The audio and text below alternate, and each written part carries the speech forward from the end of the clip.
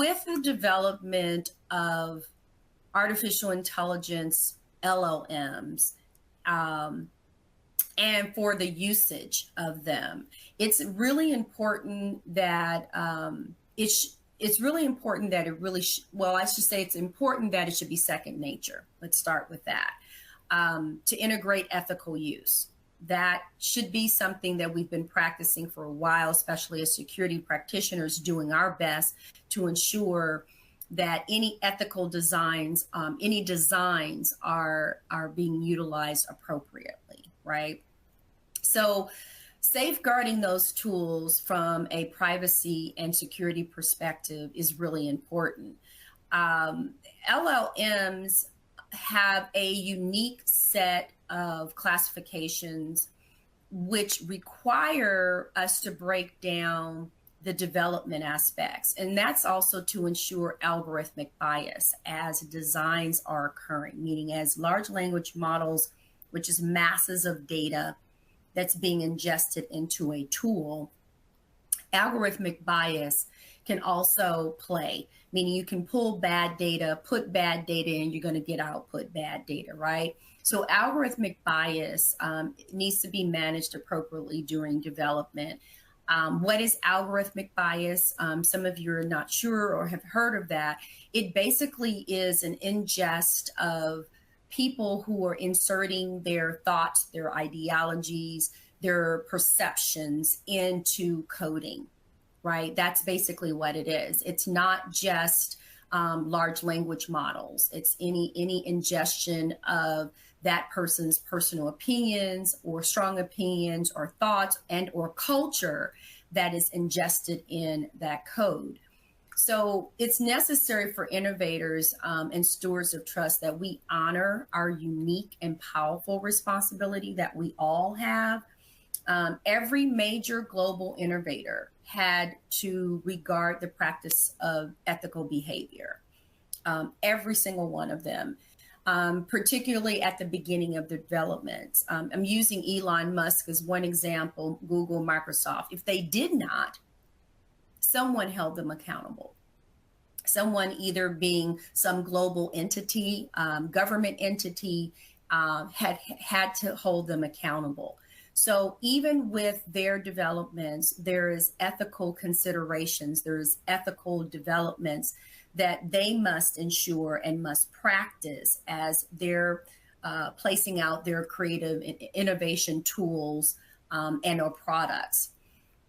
So with that, there's really no real perfect solution, but our users, meaning us as users, require us to uphold our end of the bargain. So, developers consume, innovators produce, and we consume and we protect. So we as security professionals, we are to protect. Consumers consume. So we have to put on that hat of being truly a custodian of trust. There is a report that I want to share with you all. It was 2021 Internet Cybercrimes. They highlighted an example. They highlighted in their 2021. Now, there is a 22 report, so please check that out. It's FBI's 2022 Internet Crime Report. You definitely want to check those numbers out because they're even more staggering than the numbers that I'm in the process of giving you. But it focuses on, just look on the report, and it will highlight phishing, smishing, and farming.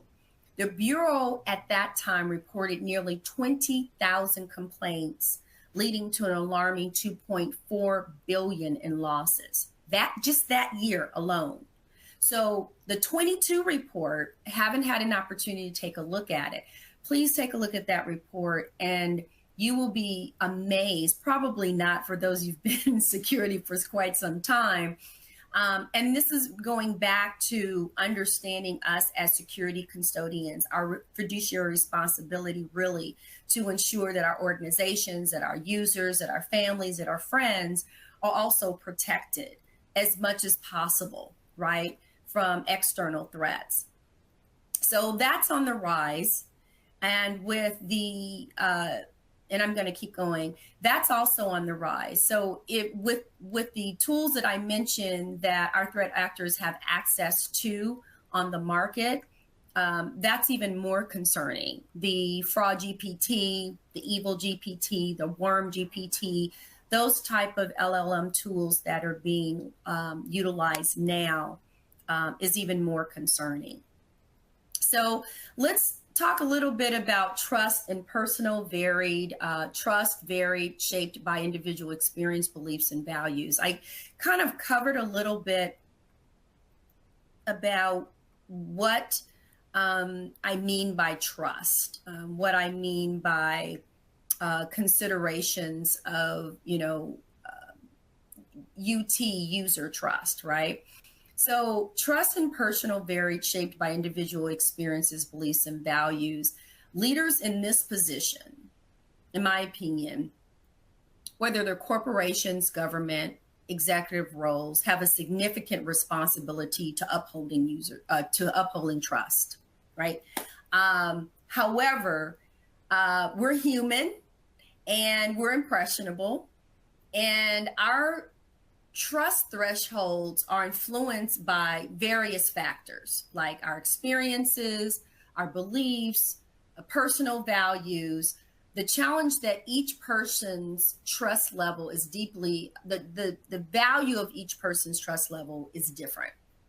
And it's going to be widely different for each person, right? But those entrusted with safeguarding user trust, should it be our corporate leaders? Should it be our regulators? Should it be our visionaries, i.e. Google, i.e. Elon Musk, i.e. Facebook, i.e. other social media platforms? If it is, no matter who it is, they bear a really heavy burden and responsibility, given the human complexity of our susceptibility. All of us, if not everyone in this room, in this conference, we've all been susceptible to some type of threat, external threat, in some form of fashion, particularly around social engineering. So incorporating transparency, accountability, genuine engagement during the design and development phases, I believe will help balance the scale of innovation while avoiding design bias. I believe it's important to consider the baseline fundamentals of ensuring that psychological considerations, ethical trust, privacy, and governance are all integrated in that process from an oversight perspective, as SDLC models are used, as secure by design models are used, as algorithmic bias is being considered as a part of that process. So, and my belief, I don't think we can really duck behind the legitimate issues of, LLM tools and other developments regarding them, regarding the kind of ever evolving AI platforms like ChatGPT, Google Bard, DALL-E. It's really tough, right? I know I stated earlier that security is essential, and I'm continuing going to probably push that. But it's also integrating, and this is having you think kind of outside the box. It's also integrating a human-centric approach that weighs heavily on the psychological outcomes. User trust. I don't think it's just, you should just do it. I think it's proactive, it's insightful, and I think it's also ethically important for us to consider those. So just think about it for a moment. What threshold do you trust information custodians right now? Your security practitioners, your leaders in this space. So what threshold do you consider information custodians?